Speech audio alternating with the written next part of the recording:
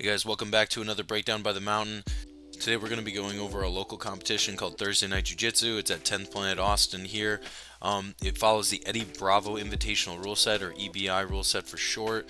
This is a rule set that basically goes over, it's sub only, but then it has a specialized overtime. Usually during regulation, if there's not a strong way to determine the winner of something either through sub or some sort of points, what they'll do is they have some variations of overtime in different rule sets. We getting to the match, we're doing a full breakdown on this sub only match.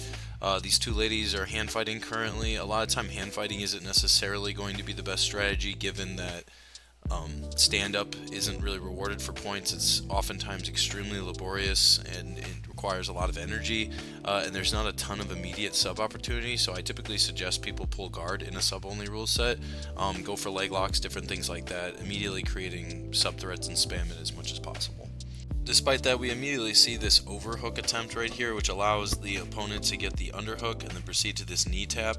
She does a nice job circling through and coming to the back. Notice how she's still holding that hand there.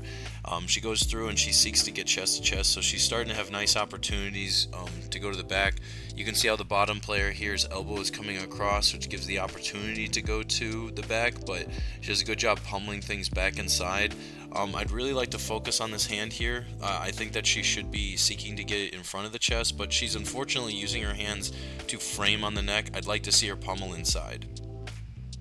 She goes to this Kimura, which isn't necessarily wrong always, but I think in a sub-only rule set is maybe where it's the most okay to do.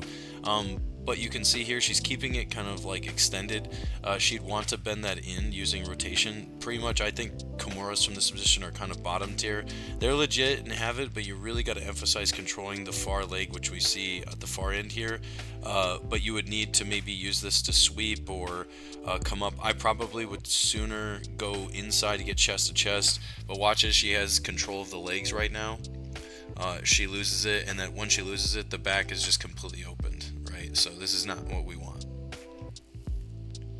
Watch as she goes immediately taking the back, doing exactly what she wants. The legs were what was keeping her from passing. So she steps over, and originally the Kimura that was, this threat, it actually becomes the gateway to the back. She's able to very effectively get behind her. It's not really obvious what she's trying to go for now. I guess she's trying to continue that T Kimura, but she made the mistake of keeping her legs inside. But again, she's doing a good job kind of getting her chest to the back here, but she's still controlling that bottom arm. I'd say that she'd want to focus on keeping the shoulders flat here. Which looks like that's kind of what she's doing here, but she has the arms inside, so maybe start seeking underhooks if you're the top player in this case. Bottom player should be doing the opposite, should be trying to get underhooks. She's staying far too flat currently, as we can see. In this instance where she's flat, I like that she's trying to create frames inside, but it just doesn't look like she's trying to pummel for inside position. There are a lot of urigatame or reverse armbar opportunities. Notice how something really good happens here when she's not staying flat with her shoulders on the mat. It allows her the opportunity to finally get out and point her weapons, her elbows, her knees at her opponent and start making some legit attacks. Gets her in a close guard, but she's in a much better position now. She's in close guard. That's a pretty good position. Her opponent's not really working to build height, which is what you'd want to do in this position, which allows the bottom player here the opportunity to start attacking arm bars, different types of triangles. I'd want to see her walking her legs up closer to the shoulder. It's good that she's breaking the posture constantly.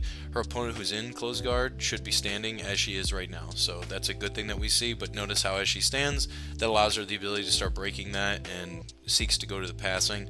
Looks like she's being pretty aggressive on the legs right now, and we get into this configuration right here. Seems like she's trying to dig for some sort of an outside heel hook. Looks like she might have the bite, but the top player is just moving with it and is pretty flexible at this point. Might have ate a little bit of a bend there, but nothing like serious, I would say. It's right now pretty important for the current leg locker, the girl on bottom, to try to get the leg. It looks like she's trying to do some sort of an 80-20 configuration, but she's very fixated on that. One thing that's helping her is that she's controlling both legs, which allows her to stay here longer, but now it looks like she's trying to switch to some sort of like a crisscross ashi position as we see at this position. But you're going to see in a second how that's kind of going to hinder her here, because with her crisscross configuration, it's kind of taking away her ability to invert. If she'd want to get into this, she'd have to have really committed to that inversion a little bit earlier, but it's allowing the top player now to pin her down and hold her head, which is kind of shutting everything down. And because her right leg is trapped between her legs in the crisscross configuration, it's kind of hard for her to abandon this position, so she's kind of just getting cooked. Top player's using some good gable grips and trying to pass the elbow, but right now I'd say she can just sit here and tire her out for a minute.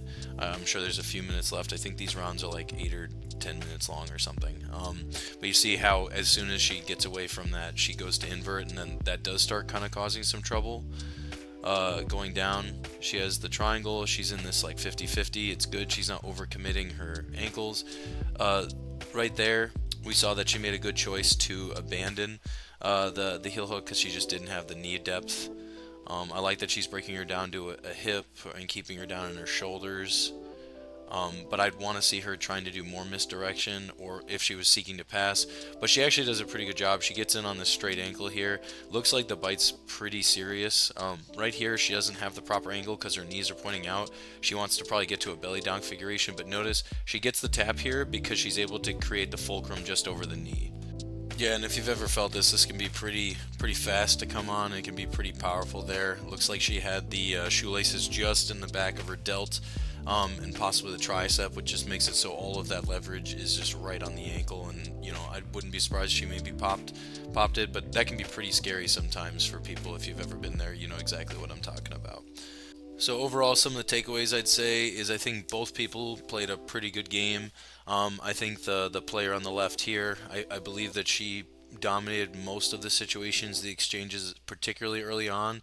I think if she made some adjustments to some of her leg game and maybe made some more aggressive, let's say, assertions to doing inversions, she would probably have been more successful at getting some leg locks early on. It looked like she might have even been able to get the bite. I think she could go back and make some changes that way, and possibly maybe work on keeping chest to back connection a little bit more, and she could have advanced her game a bit. Whereas the victor, she did a good job kind of like staying steady. What I would have liked maybe early on, that she could have made a bigger drive to staying off her flat shoulders, and pommeled inside position. Like the Kimura can be very tempting there, and it's not that the Kimura can't work, but I think that there are perhaps other more ideal positions to get in, like seeking underhooks, chasing the back. You can probably do some uregatames, or there are some possible triangle variations, which I feel do not threaten giving up position as much, as opposed to Kimuras in that instance, or particularly that Kimura. Like we saw, she lost the leg control and therefore lost back position.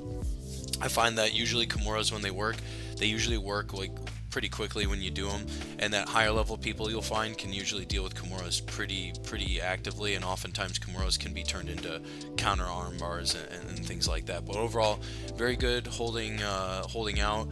It was a smart choice in this rule set to use the straight ankle variation, so congratulations. Thank you guys for watching. If you've made it this far, hope you guys liked the video and you guys like the breakdowns I've been doing. If you guys have any matches that you'd like to see me break down, either like, you know, big professional ones or local ones like Thursday Night Jiu-Jitsu, or maybe you did Grappling Industries or something, send it my way. You know, maybe I'll do a breakdown on it sometime. Just trying to work on getting better at doing these breakdowns, to be honest, so I'm just trying to rep them out. You know, I also hope that these things you guys find very educational. Go ahead and follow me on Instagram if you don't, at Abraham the Mountain, and I'll keep making these videos. It'll help if you guys like, comment, and subscribe so you can get fresh content each video. So see you on the next one.